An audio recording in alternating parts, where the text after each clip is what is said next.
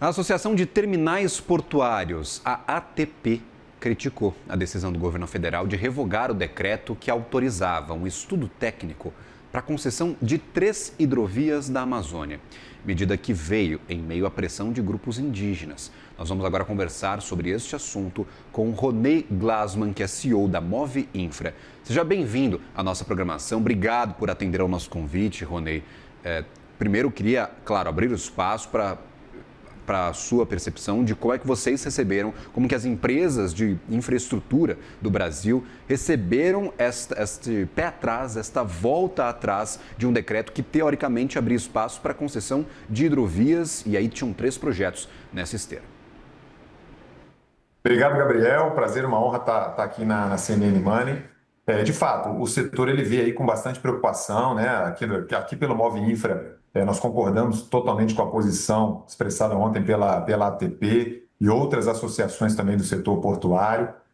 Nós estamos muito preocupados com a maneira como foi conduzida essa crise, né? É natural, toda vez que existe um processo de concessão novo, né? O governo estava implementando pela primeira vez uma concessão de um modal novo, que é o modal hidroviário, que pouca gente conhece, né? Então já houve aí obviamente é normal que haja desentendimentos, né, sobre esse modelo, e as pessoas querem saber como vai acontecer, o que vai acontecer. Nesse caso, especialmente, a população ribeirinha é muito preocupada lá no Rio Tapajós, e também as comunidades indígenas preocupadas com o que vai acontecer com o Rio Tapajós, e não só com o Rio Tapajós, porque o programa do governo federal ele é mais extenso, ele também inclui ali o Rio Madeira, ele inclui futuramente o Rio Tocantins, o Rio Paraguai, Lagoa Mirim, lá no Rio Grande do Sul. Então, é um plano geral de outorgas do setor de hidrovias. Então, a gente vê com muita preocupação, porque é natural que hajam essas discussões, é natural que exista esse debate. O próprio processo de concessão em si,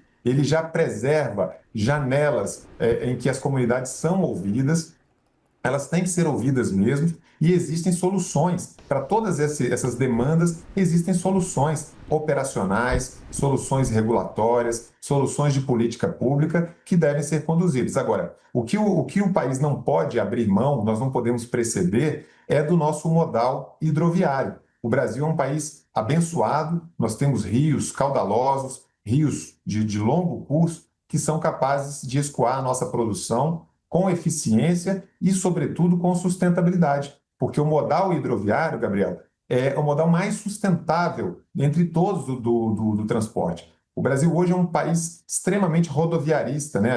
As nossas cargas, as nossas commodities, a soja, o algodão, o milho, os minerais, eles se valem hoje dos caminhões, geralmente, para poder trafegar pelo nosso país rumo aos nossos portos. E eles poderiam se valer de um modal menos poluente, um modal mais eficiente do ponto de vista da sustentabilidade, do meio ambiente, que são os nossos rios, né? O Brasil precisa fazer essa virada do setor rodoviário para o setor ferroviário e para o setor hidroviário, né? Os nossos caminhões hoje representam mais de 95% das emissões de poluentes no setor de transporte, né? Nós temos uma matriz de transporte muito baseada na rodovia, e nós precisamos transformar essa matriz, reequilibrar essa matriz rumo às ferrovias e rumo também às hidrovias. Não que o caminhão ele vai perder importância, não é isso. O caminhão, historicamente, e no mundo desenvolvido, no mundo mais eficiente, ele cumpre ali um papel muito importante na matriz de modal em trechos de menor distância, até 500, 600 quilômetros. Mas não é comum um produto que sai do interior do Mato Grosso, por exemplo, ele ser transportado 1.500, 2.000 quilômetros por meio rodoviário, né? O mundo desenvolvido não faz isso. É para isso que existem as ferrovias, e aqui no Brasil existem as hidrovias, assim como existem nos Estados Unidos, como existe na Europa, em outros países. Então, de fato, a gente vê com muita preocupação o recuo, né? Esse episódio acabou causando um recuo de um programa estruturante para o país, de um programa que tem a ver com desenvolvimento e um programa super importante para que o Brasil possa reequilibrar a sua matriz de transporte. Você me diz, Ronei, hoje não existe mais, depois desta revogação de decreto, arcabouço legal para conceder hidrovias no país. Então, não importa o projeto hoje, sem o decreto 2600, a gente não tem infraestrutura legal para conceder novos projetos. O Movinfra, as empresas já tentaram uma interlocução com o governo federal para entender se é um problema só com o Rio Tapajós, se essa infraestrutura para novas concessões vai voltar no futuro, excluindo alguns projetos, se isso subiu no telhado mesmo. Qual que é a percepção de vocês sobre este modal de transporte? Nós devemos ver talvez um atraso maior? Não devemos ver no curto prazo uma nova proposta para conceder esse tipo de projeto? Eu acho que é um caso específico, né? O decreto ele é parte de um longo processo, né? Todo processo de concessão de qualquer ativo, seja uma rodovia, uma ferrovia, um porto, um aeroporto, ele é um processo longo. Geralmente ele dura aí, no mínimo 2 anos a 3 anos, o governo preparando. São vários passos, várias etapas. Esse decreto, ele dizia respeito a uma etapa inicial, que era uma etapa que habilitava que fossem feitos estudos, né? Que estão em andamento os estudos, para a concessão dessas 3 rodovias do lado norte do país, né? Que é Rio Madeira, Rio Tapajós e Rio Tocantins. Mas isso não impede o andamento do processo de concessão. O projeto de concessão ele é muito maior, ele envolve outros rios no Brasil, e é muito importante explicar para quem está nos ouvindo que nesse tipo de concessão não está se falando de conceder o rio navegável, conceder o ativo nacional, né, que é patrimônio da população brasileira, do Estado brasileiro. O que está se concedendo, o que está se pretendendo conceder são serviços hidroviários naquela localidade. O que são serviços hidroviários? É o serviço de sinalização do rio, né, intervenções que o mercado chama de dragagem, que na verdade são desassoreamentos, limpeza da calha dos rios, para que o rio possa ser navegável durante todo o ano, tanto no período de chuvas, de cheias, quanto no período de vazante, os períodos sem chuvas, né? Sinalização do rio, controle do tráfego no rio, que é um item super importante que está relacionado com a pauta de segurança pública. Hoje, os nossos rios eles são navegáveis durante parte do ano, às vezes mais, às vezes menos, dependendo da época do ano e dependendo da temporada de chuvas, mas eles não são controlados. Então, hoje nós não temos hidrovias no nosso país. Assim como os Estados Unidos têm a hidrovia do Mississippi, por exemplo, que é muito famosa e transporta muita carga, assim como a Europa tem a hidrovia do Rio Reno, que passa por vários países da Europa, assim como a Inglaterra tem uma hidrovia urbana, que é a hidrovia do Rio Tamisa, que passa por dentro de Londres, né? O Brasil, apesar de ter rios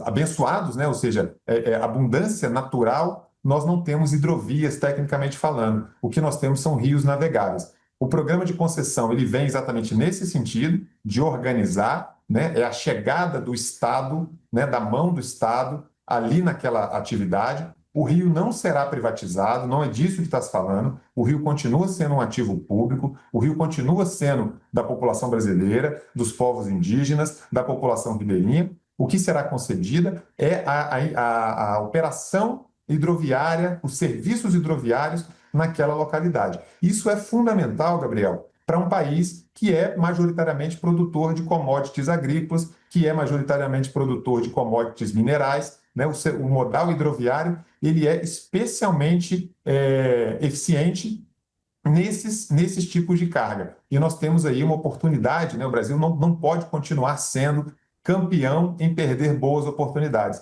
Nós temos uma oportunidade maravilhosa na mesa. O governo vinha numa linha excelente, um programa robusto, um programa bem pensado, bem trabalhado, com profissionais muito competentes trabalhando nesse programa há bastante tempo, e não pode, na primeira pressão, que é normal de acontecer, toda concessão, fizemos concessão de aeroportos, rodovias, ferrovias, e é claro que existe uma manifestação popular, muitas pessoas não entendem, outras pessoas não querem entender muitas vezes, mas as coisas estão colocadas. E o mais importante, todas essas populações ribeirinhas, povos indígenas, eles serão ouvidos, né? Faz parte do processo a oitiva de todos esses povos e considerar aí todas as soluções que possam atender às suas demandas. O que o Brasil não pode fazer é parar esse programa tão importante para o desenvolvimento do país.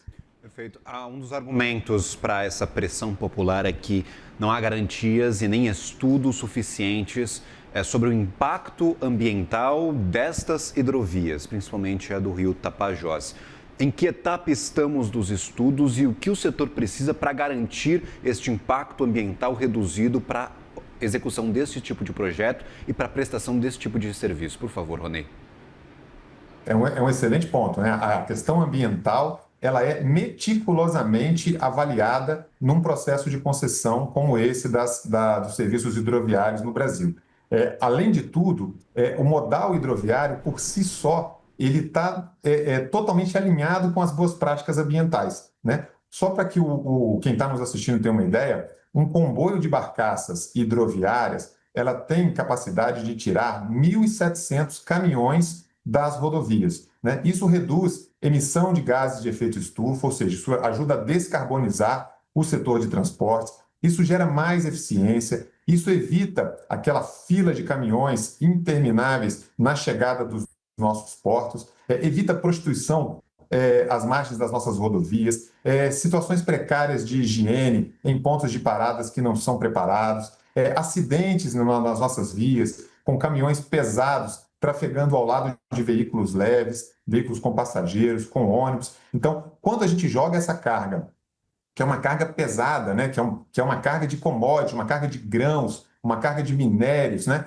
Isso vai para o modal hidroviário, tudo isso entra numa sequência de eficiência. Não há o que se falar em poluição dos rios, porque todo esse carregamento e descarregamento ele é feito com muito cuidado e ele atende todas as boas práticas internacionais. Então, não há o que se falar em poluição a ser gerada pelas barcaças. A emissão de CO2, a emissão de gases de efeito estufa, ela é mínima, porque, afinal de contas, um único empurrador ele acaba pode levar até 35 barcaças de 20 toneladas de uma só vez. Então, tudo isso está alinhado com o meio ambiente. Realmente assusta o setor a gente vê um movimento ambientalista, do lado ambiental, né, criticando um modal que é o modal mais sustentável de todos, é o modal mais alinhado com o meio ambiente, é o modal que descarboniza, é o modal que traz eficiência, traz segurança para as nossas vias, transporta a nossa carga do interior do nosso país, do Mato Grosso do Sul, do Mato Piba, da Bahia, do Piauí. Isso vai para o mundo inteiro, como já acontece, mas isso vai de uma maneira mais limpa, de uma maneira mais sustentável, sobretudo de uma maneira mais eficiente, o que vai trazer, obviamente, riqueza e desenvolvimento para o nosso país.